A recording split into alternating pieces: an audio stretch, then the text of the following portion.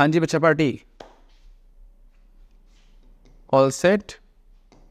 चलिए, सो मैं विपिन एक बार फिर आपके सामने, और आज मैं लेकर आया हूँ इस lecture number 102 on smart read vocab. As always आज के इस लेक्चर में मैं डिस्कस करने वाला हूँ स्मार्ट रीड नंबर 102 में जो पैसेज हमने आपके लिए पिक किया है इंग्लिश लैंग्वेज का, उसके difficult complex important words, phrases, idioms या फिर फ्रेजल वर्ब्स को। चलिए शुरू करते हैं आज का लेक्चर। और आज का पहला फ्रेज है हैंड रिंगिंग। रेफरेंस क्या है? This European disease while leading to much hand wringing on the future of Europe. Okay, hand wringing noun phrase के तौर पे यूज होता है एंड मीनिंग क्या है? The excessive display of concern और डिस्ट्रेस, यानी कि बहुत ज़्यादा कंसर्न या डिस्ट्रेस यानी परेशानी का एक्सेसिव डिस्प्ले, बहुत ज़्यादा आप उसका प्रदर्शन करें तब बोला जाएगा हैंड रिंगिंग वाला मोमेंट। एग्जाम्पल के तौर पे पेरेंट्स जनरली, खास करके मदर्स जो होती हैं, अगर खास करके उनकी लड़कियां, उनकी बच्चियां बड़े भी हो जाएं और कहीं काम से बाहर हों और घर आने में लेट हो जाएं तो एकदम सर पे उठा लेती हैं परेशानी को ना। अरे पता नहीं कहाँ रह गई लड़की, और अभी कह रही थी अभी आ रही हूँ 15 मिनट में, आधा घंटा हो गया, 1 घंटा हो गया, पता नहीं कहाँ चली गई, कुछ हो ना गया हो, कहीं एक्सीडेंट ना हो गया हो। ये सब दिमाग में उनके चलता रहता है और वो कंटिन्यूसली जो मदर्स हैं वो बोलती रहती हैं इसी चीज़ को। सो एक्सेसिव डिस्प्ले ऑफ कंसर्न और डिस्ट्रेस, हैंड रिंगिंग, ठीक है। और फिजिकली जो ऐसे मोमेंट्स होते हैं उसमें आप देखें लोग इस तरीके से अपने हाथ, है ना, ये जो आया है ना फ्रेज जहाँ से ओरिजिनेट हुआ है, वो फिजिकल जो एक तरीके का जो जेस्चर है वो ये रहता है ना। हाथ आप जनरली अपने दबाते हैं, ऐसे प्रेशर कम कर रहे होते हैं, फील कर रहे होते हैं उसको। सो हैंड रिंगिंग, क्लियर है? आई होप आपको समझ में आया हो। एंड 2 एग्जांपल्स भी हैं, इससे और बेटर वे में समझते हैं। Farmer protest in 2020-21 the government faced massive protest by farmers against the new farm laws amid widespread hand wringing in political circles about how to handle the protest without exacerbating the situation. It took over a year to repeal the laws. यानी कि देखिए यहाँ पे लिखा है amid widespread hand wringing, यानी चारों तरफ सब जगह हैंड रिंगिंग देखने को मिली। लोग बहुत ज़्यादा डिस्प्ले कर रहे थे इस परेशानी को लेके कि यार इसको कैसे हम सॉर्ट आउट करेंगे in political circles about how to handle the protest, कैसे हैंडल करें इसको। बहुत ज़्यादा कंसर्न था सबको और सब इस चीज़ के बारे में बात कर रहे थे, ऑलमोस्ट सारे पॉलिटिशियंस, विदाउट एग्जैस्परेटिंग द सिचुएशन, यानी सिचुएशन को और ज़्यादा ख़राब किए बगैर हम इसको कैसे हैंडल करेंगे, इस चीज़ को लेके हैंड रिंगिंग हमें देखने को मिली। जुडिशियल बैकलॉग्स के कॉन्टेक्स्ट में देखते हैं क्या लिखा है। The chronic issue of judicial backlogs in India has been a source of hand wringing for years with repeated calls for reforms. हम देखें हमारे देश में कितने सारे केसेस पेंडिंग पड़े हुए हैं, कोई सुनवाई नहीं हो पा रही उनमें, क्योंकि ऑब्वियसली जजेस की संख्या बहुत कम है। इस कारण से एक दिन में जो एवरेज केसेस है वो बहुत कम ही निपट पाते हैं, सुनवाई बहुत कम हो पाती है।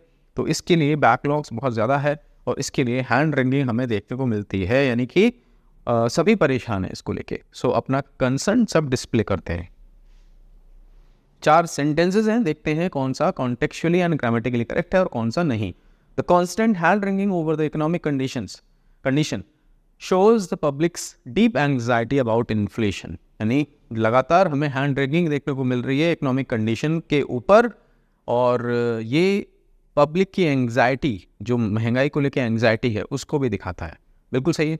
The hand wringing about the new policy seems overblown given the positive outcomes it has had, यानी जो नई पॉलिसी के ऊपर जो चिंतन है या जो चिंता दिखाई जा रही है बहुत ज़्यादा, वो ओवर द टॉप लग रही है, बहुत ज़्यादा लग रही है। Given the positive outcomes it has had, जिस हिसाब से पॉलिसी ने अच्छे रिजल्ट्स दिए हैं उस हिसाब से जो चिंता जताई जा रही है, दिखाई जा रही है उस पॉलिसी को लेके, वो ओवरब्लोन है, यानी ओवरब्लोन लग रही है, यानी कि over the top, excessive, exaggerated लग रही है। ठीक है। She expressed her hand wringing with a cheerful and relaxed demeanor at the party. ये बिल्कुल अलग है। एक तरफ हैंड रिंगिंग है, एक्सप्रेशन दे रही हैं वो, दूसरी तरफ वो चीयरफुल है और रिलैक्स्ड है, तो ये कॉन्टेक्चुअली इनकरेक्ट है। ये वाला सही था। The company's hand wringing about its declining profits prompted them to reconsider their strategy. Company बहुत ज़्यादा एक्सेसिवली कंसर्न्ड है प्रॉफिट्स जो डिक्लाइन हो रहे हैं उसको लेके, और इस चीज़ ने उसको प्रॉम्प्ट किया कि भाई अपनी स्ट्रेटजी को दोबारा से कंसिडर कर लो, कंपनी के बारे में बात हो रही है। सो ये भी सही था। चलिए डिस्कस करते हैं synonyms. Worry, distress, concern, anxiety, ये सारे सिनोनिम्स हैं। एंटोनिम्स की बात करें तो कामनेस, शांति, शांति, शांति, ट्रैंक्विलिटी। ठीक है, आई होप आपको पूरी तरीके से समझ में आ गया हो हैंड रेंगिंग का meaning and context. Next word is lucrative, adjective के तौर पे यूज होता है। रेफरेंस क्या है? Since Europe has lost competitiveness and the related ability to garner much profit from manufacturing, the focus is on services, with banking being the more lucrative among them, meaning producing a great deal of profit, यानी बहुत सारा profit देने वाला, उसको हम बोलते हैं lucrative. हाँ, इससे समझ में आ रहा हो, पैसा भी पैसा होगा, है ना। अक्षय कुमार का ये जो जेस्चर है इस फिर हेरा फेरी मूवी का, ये बहुत ही फेमस सीन बन गया था। एंड पैसा ही पैसा होगा। कोई जॉब, कोई डील, कोई ट्रांजैक्शन ऐसा हो जिसमें बहुत सारा मॉनेटरी बेनिफिट हो रहा हो, उसको क्या बोलते हैं? लुक्रेटिव, पैसा देने वाला, प्रॉफिट देने वाला। ठीक है, जॉब्स होती हैं लुक्रेटिव, और करियर्स होते हैं लुक्रेटिव, और कुछ ट्रांजैक्शंस होती हैं लुक्रेटिव, आप ऐसे भी बोल सकते हैं। एग्जांपल के तौर पे देखिए क्या लिखा है, many investors seek out lucrative opportunities in the stock market to maximise profits. बहुत सारे इन्वेस्टर्स देखते रहते हैं कि लुक्रेटिव अपॉर्चुनिटीज कौन सी है। जैसे अभी अदानी वाला जो सिनेरियो हुआ था ना, अदानी के शेयर्स धड़ाम हुए थे, तो क्या हुआ, सारे जो स्टॉक मार्केट पर नज़र रखने वाले लोग थे, उन्होंने क्या किया, जो रिस्क कैपेबिलिटी रखते थे, रिस्क जिनको लेने की क्षमता थी, उन्होंने क्या किया, वो शेयर्स खरीदे, और शेयर्स खरीदे, और फिर कुछ महीनों बाद या कुछ टाइम बाद जब दोबारा से शेयर्स के प्राइस बढ़ गए तो उनको एकदम से बहुत ज़्यादा फायदा हो गया। ठीक है, lucrative opportunities. She quit her low paying job for a much more lucrative position at a multinational company. एक जॉब थी जिसमें उनको सैलरी कम मिल रही थी, उसको छोड़ के उन्होंने मल्टीनेशनल कंपनी में, जहाँ बहुत ज़्यादा सैलरी मिल रही है, लुक्रेटिव सैलरी, लुक्रेटिव पोजीशन, उन्होंने ज्वाइन कर लिया। बिल्कुल सही है, ये भी सही था। A lucrative business deal was signed, promising a significant boost to the company's revenues. कोई कंपनी के कॉन्टेक्स्ट में बात हो रही है, बिजनेस डील जो थी वो बड़ी ही लुक्रेटिव मिल गई कंपनी को। उससे क्या हुआ, कंपनी के जो रेवेन्यूज़ है उसमें एक सिग्निफिकेंट बूस्ट उसको उस डील ने पर्टिकुलरली प्रॉमिस कर दिया, यानी कंफर्म है कि अब कंपनी के जो रेवेन्यूज़ हैं वो बढ़ेंगे। बिल्कुल सही है। The artist found the scenery lucrative, doesn't make any sense. Scenery के कॉन्टेक्स्ट में लुक्रेटिव का कोई मतलब नहीं है। ठीक है, आगे बढ़ते हैं। सिनोनिम्स की बात करें तो प्रॉफिटेबल, प्रोडक्टिव, फायदा देने वाला, बेनिफिशियल, रिवॉर्डिंग, सारे जैसे मीनिंग में। एंटोनिम्स की बात करें तो अनप्रॉफिटेबल, डिसएडवांटेजियस, यानी कोई फायदा नहीं होगा। सो ये सारे इसके एंटोनिम्स थे। Next word is convoluted. Convoluted reference क्या है? However the takeover story has followed a more convoluted trajectory than just a unilateral and hostile bids by the Italian bank. Okay. Meaning convoluted का क्या है? Extremely complex and difficult to follow, especially an argument, story or sentence. कोई argument, कोई story या sentence बहुत ज़्यादा जटिल हो, कॉम्प्लेक्स हो समझने में, उसको हम बोलते हैं convoluted. Example, taxation system. Before the implementation of goods and services tax in 2017, India's tax system was convoluted with multiple layers of central and state taxes. यानी कि 2017 में जीएसटी इंप्लीमेंट होने से पहले जो इंडिया का टैक्स सिस्टम था वो कैसा था? कॉन्वोल्यूटेड था, बहुत ज़्यादा जटिल था, कॉम्प्लेक्स था, मल्टीपल लेयर्स थी उसमें सेंट्रल स्टेट टैक्सेस की, और इससे कंप्लायंस यानी उनको फॉलो करना बहुत डिफिकल्ट हो जाता था बिजनेसेस के लिए। ठीक है, दूसरा example, Indian banking regulations. The regulatory framework for banks in India, especially when it comes to resolving non performing assets, has often been described as convoluted. यानी कि जो रेगुलेटरी फ्रेमवर्क है बैंक्स का इंडिया में, किसके कॉन्टेक्स्ट में? Non performing assets को resolve करने के कॉन्टेक्स्ट में, वो काफ़ी कॉन्वोल्यूटेड है। यानी कि पैसा कैसे वापस लिया जाए अपना, जिसको आप लोन पे देते हैं, जो बैंक्स लोन पे देते हैं, कर्ज पे देते हैं, और फिर जब वो कस्टमर नहीं चुकाता, ट्राई करने के बाद फाइनली वो एनपीए कंसिडर कर लिया जाता है, नॉन परफॉर्मिंग एसेट, यानी अब इसमें कुछ बैंक को फ़ायदा नहीं होने वाला। अब उसको रिजॉल्व करने के लिए जो फ्रेमवर्क है वो बहुत ज़्यादा कैसा है? कॉन्वोल्यूटेड है, यानी बहुत ज़्यादा रेगुलेशंस है बैंक्स के ऊपर, यानी आरबीआई उनको हर तरीके से मनमानी करने नहीं देती, तो फिर उसको हम बोलेंगे कॉन्वोल्यूटेड, नहीं जटिल है, कॉम्प्लेक्स है। ठीक है, चलिए डिस्कस करते हैं 4 examples. His convoluted explanation left everyone confused as it was filled with unnecessary details. उनकी जो एक्सप्लेनेशन थी वो कैसी थी? कॉन्वोल्यूटेड थी, यानी समझ में ही नहीं आया, काफ़ी लोग कंफ्यूज हो गए. बिल्कुल सही है. The convoluted plot of the movie made it difficult to follow but some found it intriguing. जो मूवी का प्लॉट था, कहानी थी, वो कैसी थी? कॉन्वोल्यूटेड थी, कॉम्प्लेक्स थी समझने में, बट स्टिल काफ़ी लोगों ने उसको इंट्रीगिंग यानी इंटरेस्टिंग, रहस्यमयी तौर पे इंटरेस्टिंग पाया, intriguing. The speaker gave a convoluted speech with such clarity. यहीं पे गलत हो गया. स्पीच कैसी है? कॉन्वोल्यूटेड है. उसके बाद फिर क्लैरिटी भी दिखाई जा रही है, यहाँ पे गलत हो गया. ठीक है. The legal documents were so convoluted that it took hours to decipher the meaning behind each clause. जो लीगल डॉक्यूमेंट्स थे वो इतने ज़्यादा कॉन्वोल्यूटेड थे, कॉम्प्लेक्स थे, कि घंटों लग गए डिसाइफर करने में कि भाई हर क्लॉज का क्या मीनिंग है. बिल्कुल सही है. डिसाइफर, डिकोड करना. ठीक है. Synonyms: complex, complicated, intricate, intertwined, ये सारे सिनोनिम्स हैं. एंटोनिम्स की बात करें तो सिंपल, स्ट्रेट फॉरवर्ड, ऑब्वियस, साफ साफ, स्पष्ट. सो ये एंटोनिम्स के तौर पे कंसिडर किए जाएंगे. Next word is alarmist, alarm बजाने वाला. Reference: it also triggered alarmist responses in other circles. Alarmist क्या मीनिंग होता है? क्रिएटिंग नीडलेस वरी और पैनिक, यानी कि बिना बात के भय पैदा करने वाला, डर पैदा करने वाला, उसको बोलते हैं alarmist. The reasons why the world is coming to an end. ये इस तरह की बातें हम अक्सर सुनते हैं कि सारा संसार खत्म होने वाला है, कयामत आने वाली है, उल्का पिंड गिरेगा और पूरी पृथ्वी तबाह हो जाएगी. इस तरीके की बातें हम अक्सर सुनते हैं. सो ये जो स्टेटमेंट्स हैं ये कैसे हैं? अलार्मिस्ट हैं.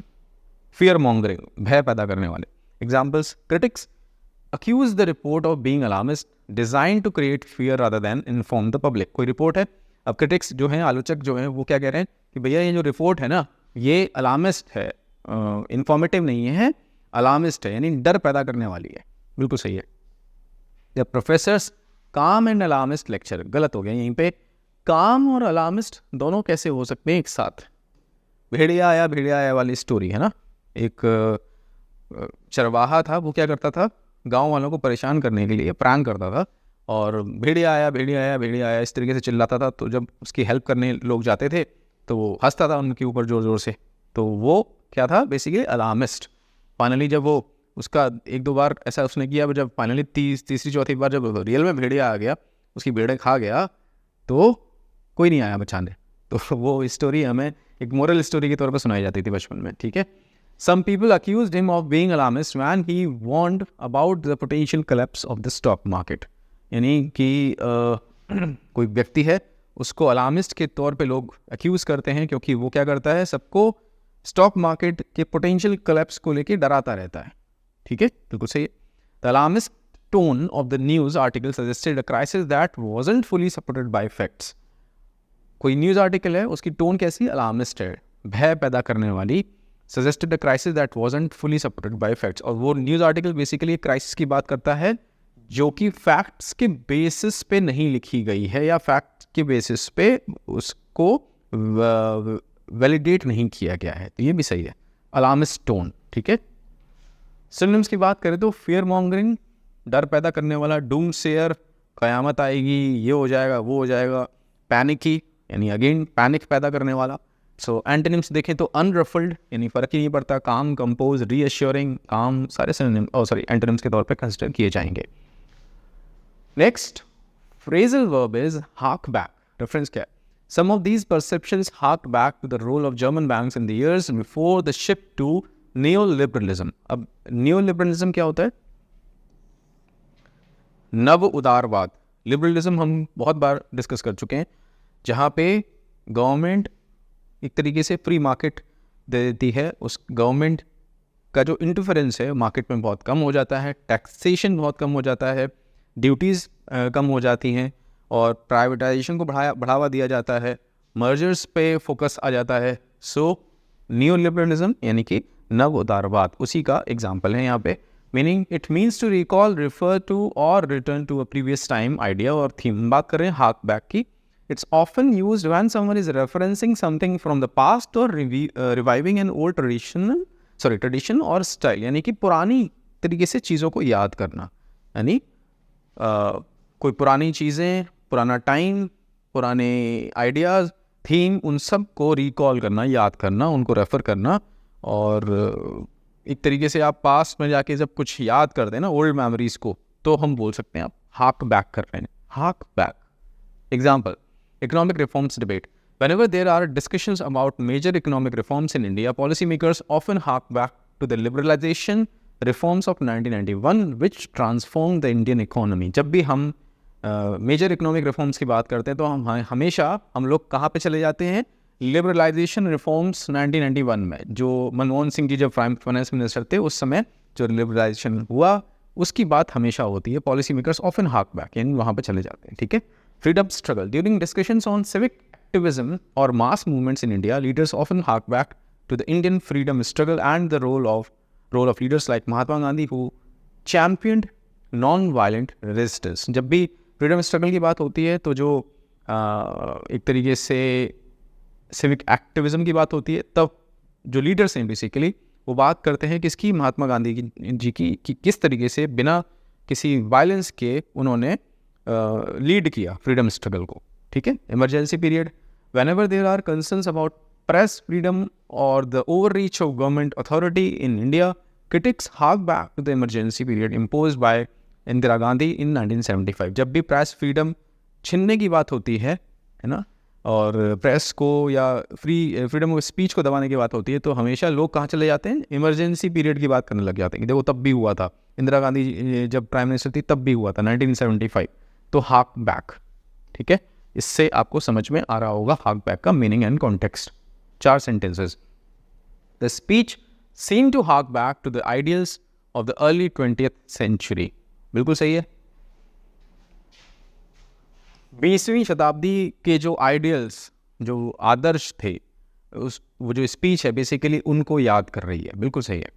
His style of painting harks back to the renaissance period, evoking classical techniques. Renaissance पुनर्जागरण के लिए बोलते हैं, और पेंटिंग जो है बेसिकली वो उस समय जो रेनेसेंस पीरियड था, उस समय के जो क्लासिकल टेक्निक्स थी उसको एक तरीके से याद कर रही है, या जो पेंटिंग्स में जो दृश्य है वो हमें याद दिला रहा है किसकी? रेनेसेंस की। ठीक है। बिल्कुल सही है।